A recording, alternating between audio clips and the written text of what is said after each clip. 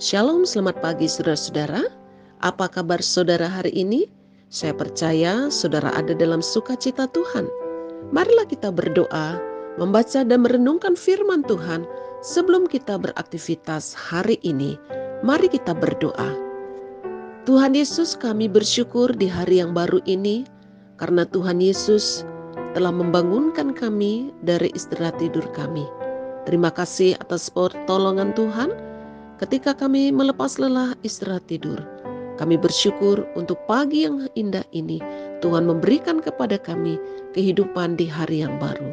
Terpujilah nama Tuhan. Bimbing dan berkatilah kami dengan kebenaran firman-Mu sebelum kami beraktivitas hari ini. Terpujilah nama-Mu ya Tuhan.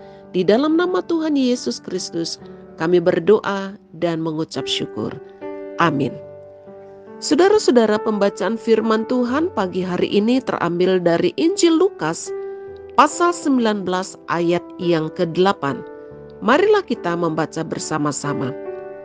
Tetapi Sakius berdiri dan berkata kepada Tuhan, "Tuhan, setengah dari milikku akan kuberikan kepada orang miskin, dan sekiranya ada sesuatu yang kuperas dari seseorang, akan kukembalikan 4 kali lipat." Saudara-saudara, judul renungan kita pagi hari ini, Sakeus baru. Saudara-saudara, apa yang ada dalam ingatan kita ketika kita mendengar kisah tentang Sakius? Jujur saja, banyak yang mengingat Sakius itu hanya seorang pemungut cukai, berbadan pendek, dan naik di atas pohon. Tetapi saudara-saudaraku yang dikasih oleh Tuhan, hari ini firman Tuhan berbicara kepada kita tentang Sakeus yang baru. Artinya saudara-saudara, kita tidak membahas tentang Sakeus dengan kehidupannya yang lama, tetapi Sakeus dengan kehidupannya yang baru setelah bertemu dengan Tuhan Yesus. Saudara-saudaraku yang dikasih oleh Tuhan, kehidupan Sakeus yang baru berubah setelah bertemu dengan Tuhan Yesus. Saudaraku yang dikasih oleh Tuhan, Sakeus menjumpai Yesus karena dia telah mendengar tentang Yesus. Dan inilah yang disebut dengan iman. Karena iman itu timbul dari pendengaran akan firman Tuhan. Tidak mungkin Sakeus begitu antusias ingin bertemu dengan Yesus jika dia belum pernah mendengar tentang Yesus. Saudaraku yang dikasih oleh Tuhan, Sakeus memiliki kerinduan untuk bertemu dengan Yesus karena Sakeus sudah pasti jenuh dengan kehidupannya. Karena sekalipun dia memiliki kekayaan yang banyak, tetapi dia tidak memiliki sahabat karena pekerjaannya sangat bertentangan dengan kehidupan orang Israel pada waktu itu. Karena orang Israel memandang seorang pemungut pajak itu adalah orang yang berdosa karena mereka memungut dan memeras rakyat pada waktu itu, mengambil lebih daripada apa yang telah ditetapkan oleh pemerintah pada waktu itu. Saudaraku yang dikasih oleh Tuhan, ternyata kekayaan yang dimiliki oleh Sakeus tidak membuat Sakeus bahagia. Oleh sebab itu, ketika dia mendengar tentang Yesus, dia datang dan lari kepada Yesus. Dan Tuhan Yesus menyambut Sakeus.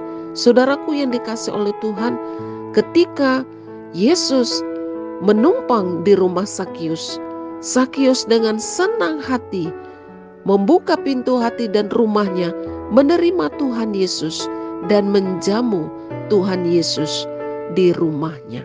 Saudara-saudaraku yang dikasih oleh Tuhan, kehidupan Sakeus menjadi baru setelah dia bertemu dengan Tuhan Yesus.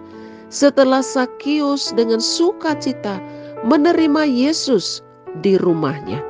Dan saudaraku yang dikasih oleh Tuhan, perjumpaan Sakeus dengan Tuhan Yesus telah mengubah kehidupan Sakeus. Pada ayat yang ke-8 tadi dikatakan bahwa Sakeus berubah dan diubahkan oleh Tuhan menjadi pribadi yang murah hati. selama ini sebelum dia bertemu dengan Tuhan Yesus, Sakius adalah seorang yang suka memeras rakyat dengan memungut pajak melebihi daripada apa yang sudah ditetapkan. Inilah yang membuat Sakius dibenci oleh banyak orang. Tetapi itu semua berubah setelah Sakius berjumpa dengan Yesus. Setelah Sakius menerima Tuhan Yesus, Sakius diubah oleh Tuhan menjadi pribadi yang murah hati. Saudara, jika kita mengatakan kita orang yang bertobat, tetapi kita tidak menjadi orang yang murah hati, sesungguhnya pertobatan kita itu tidak sungguh-sungguh. Saudara, Alkitab mencatat Sakius setelah bertemu dengan Tuhan Yesus, dia berubah menjadi pribadi yang murah hati. Dia bersedia membagikan setengah dari miliknya, dibagikan kepada orang miskin. Selain itu, saudara-saudara, Sakius juga berubah, diubahkan oleh Tuhan melalui tindakannya, yaitu mengembalikan apa yang pernah dia rampas. Dikatakan di sini, apa sekiranya ada sesuatu yang kuperas dari seseorang, akan kukembalikan 4 kali lipat. Jadi saudara-saudara, pertobatan itu bukan sekedar ucapan, tetapi pertobatan itu juga harus disertai dengan tindakan. Pertobatan bukan kata-kata. Pertobatan bukan hanya sekedar pujian, tetapi pertobatan yang sejati itu harus dibuktikan dengan tindakan atau perbuatan kita, meninggalkan cara hidup kita yang lama dan melangkah menuju kehidupan yang baru yang disediakan oleh Tuhan. Jadi saudara-saudara, jangan hanya kita mengingat Sakius yang pendek dan naik di atas pohon, tetapi ingatlah dan jadikan teladan tentang Sakius yang berubah setelah bertemu dengan Yesus, setelah dia menerima Tuhan Yesus di rumahnya. Jadi saudara-saudara, mari kita menjadi Sakius yang baru di zaman ini, yaitu bertobat, meninggalkan segala kejahatan kita dan hidup baru di dalam Tuhan.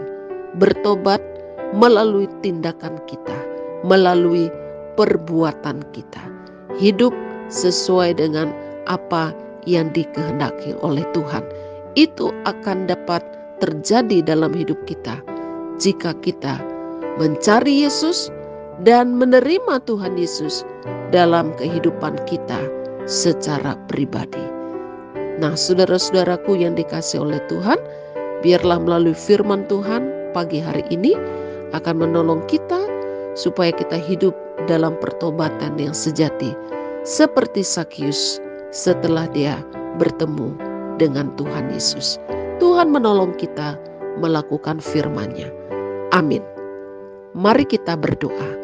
Terima kasih Tuhan untuk firman-Mu pagi hari ini. Biarlah Tuhan akan menolong kami supaya kami boleh bertobat dengan sungguh-sungguh melalui tindakan dan perbuatan kami. Biarlah kami boleh terus mencari Tuhan dalam hidup kami.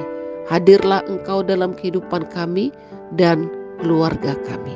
Terpujilah nama Tuhan. Terima kasih Bapa untuk firman-Mu.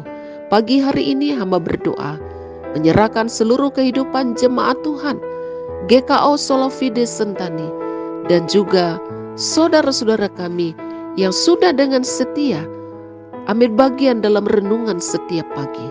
Ya Tuhan, kami menyerahkan hidup kami hari ini ke dalam tangan Tuhan. Tuhan akan memberkati apa yang dikerjakan oleh umat-Mu, apa yang mereka usahakan. Berkati rumah tangga mereka, anak-anak mereka, dan juga setiap pelayanan-pelayanan mereka. Berkati umat-Mu yang berulang tahun, yang sakit kiranya Tuhan akan menyembuhkan, baik yang sakit di rumah maupun di rumah sakit. Dan juga saudara-saudara kami yang saat ini sedang bergumul karena beban hidup mereka yang berat. Tuhan akan memberi kekuatan dan jalan keluar tepat pada waktunya. Terpujilah nama Tuhan Yesus Kristus. Kami berdoa menyerahkan hidup kami hari ini ke dalam tangan-Mu, dan di dalam nama Tuhan Yesus Kristus kami berdoa dan bersyukur. Amin. Saudara-saudara, selamat beraktivitas, tetaplah semangat, percayalah Tuhan Yesus beserta dengan kita. Jika saudara diberkati oleh firman Tuhan ini, bagikanlah kepada keluarga, saudara, sahabat, dan juga teman. Tuhan Yesus memberkati. Shalom.